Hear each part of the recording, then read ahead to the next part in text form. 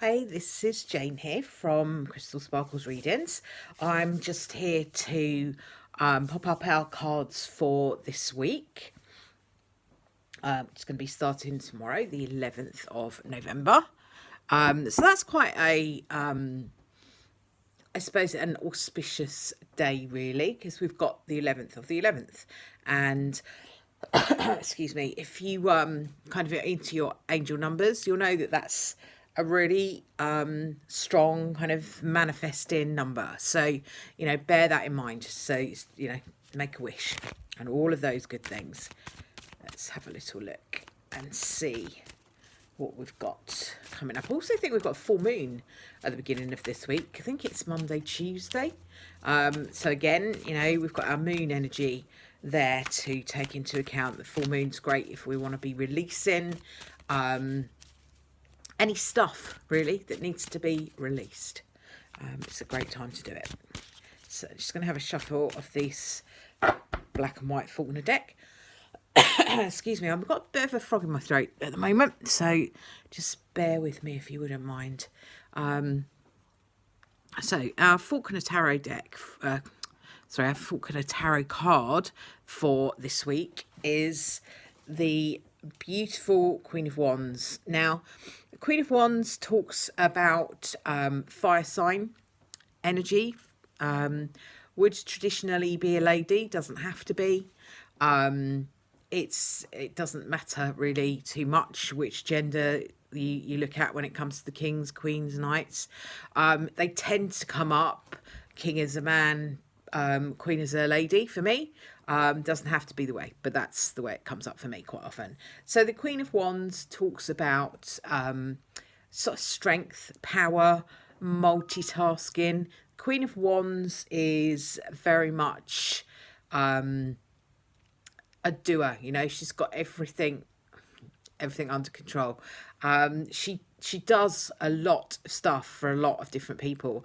Problem with the Queen of Wands quite often is she doesn't pay enough attention to herself and her own needs. So bear that in mind at the beginning of the week. It looks like the beginning of the week is Queen of Wandsy, so it's going to be busy, okay?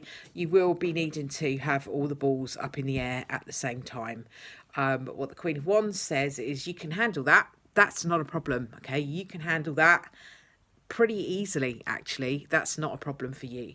The problem for you is saying no sometimes to all of that stuff, and also just putting yourself in that mix and saying, actually, I need to spend a little bit of time looking after my own needs. So despite the fact that we're busy, what I'm going to do is I'm going to choose what I'm going to do, and it might not be what you want me to do. So there's a need to step into your power a little bit when you've got the Queen of Wands there. Absolutely more than capable of doing absolutely everything that you need to do. But don't neglect yourself in that mix. I'm going to have a little shuffle now of my Everyday Witch Tarot that we've been using. This is by Deborah Blake. I do have an unopening video up as well, which I put up the other day. So I will try and tag that onto the end of this if I can. So you can just click through. But if you're interested in this deck, it is a really beautiful, beautiful deck.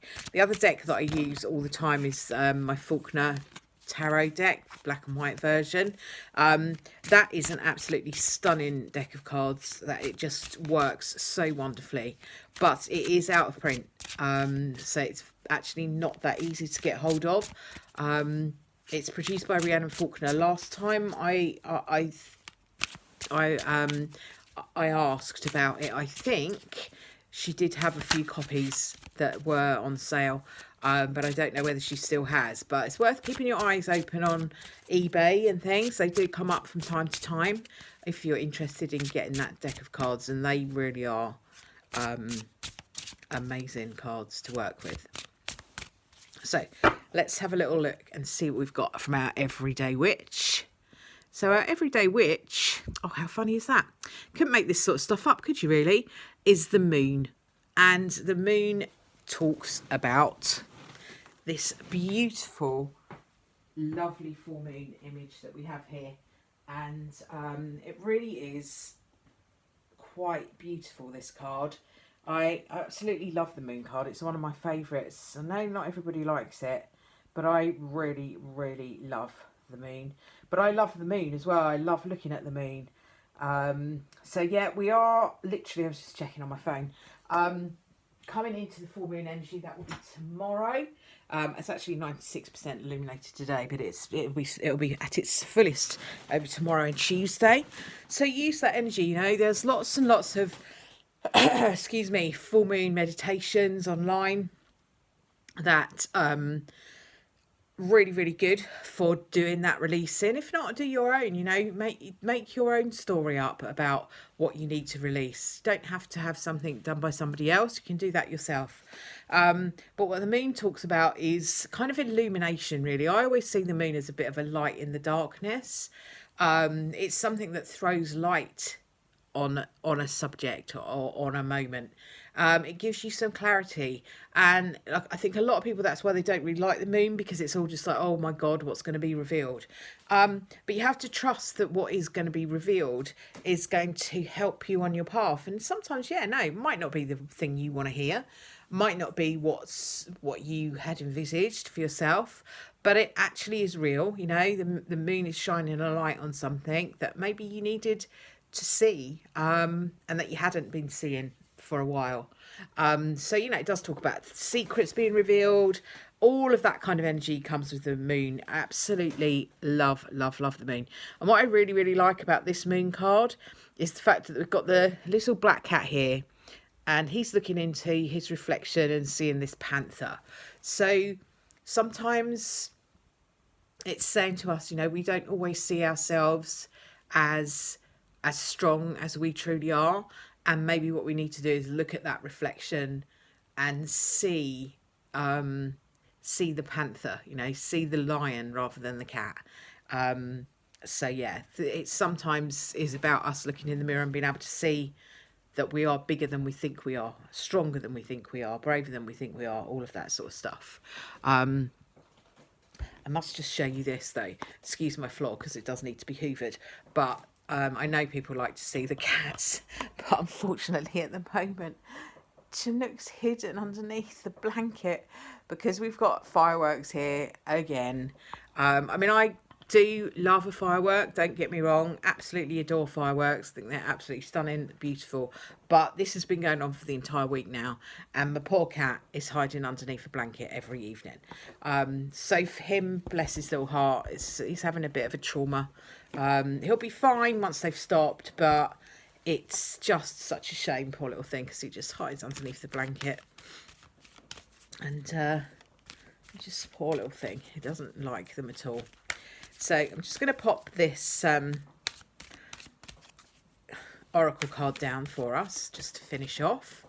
Let's see what we've got. This is from the Gateway Oracle. These are by Denise Lynn. So let's see what we've got from the oracle today. So here we go. We've got, sorry, let me just hold that up a little bit. There you go. There we are. Let's just adjust that a little. So we've got cultivating prosperity.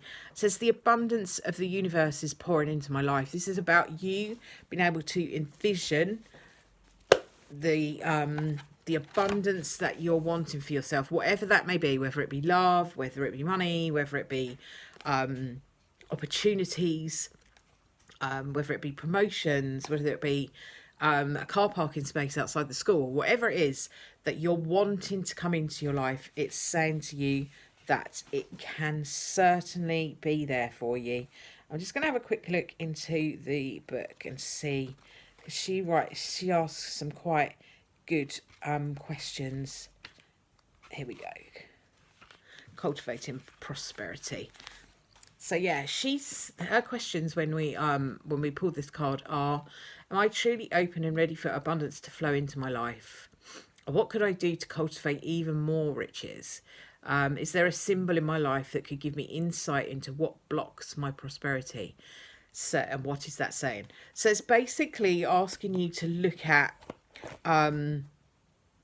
you know, what's going on around you. What is it that blocks you? Do you have an inner belief that actually you're not worthy? Do you have an inner belief that abundance is hard to come by? Were you one of those people who, like me, parents built them up saying, "Oh, you got to work hard for you know, you got to work hard to get stuff. You got to work hard."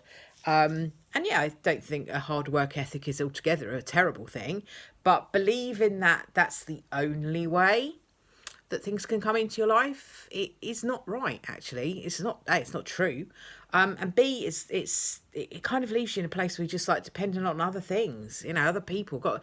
You know, I've got to work really hard because then I can get better than other people, and I don't know. It just sometimes it doesn't sit very well. Yes, of course, having a good work ethic is no bad thing. But it's not the be all and end all. And actually, the universe has many, many ways that it can bring you the things that you need and the energy that you need. So I will leave that there for now, just before we get to the point where the video is far too long to upload.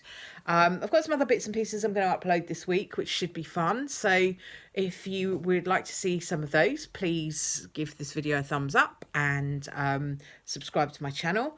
And I will see you next time.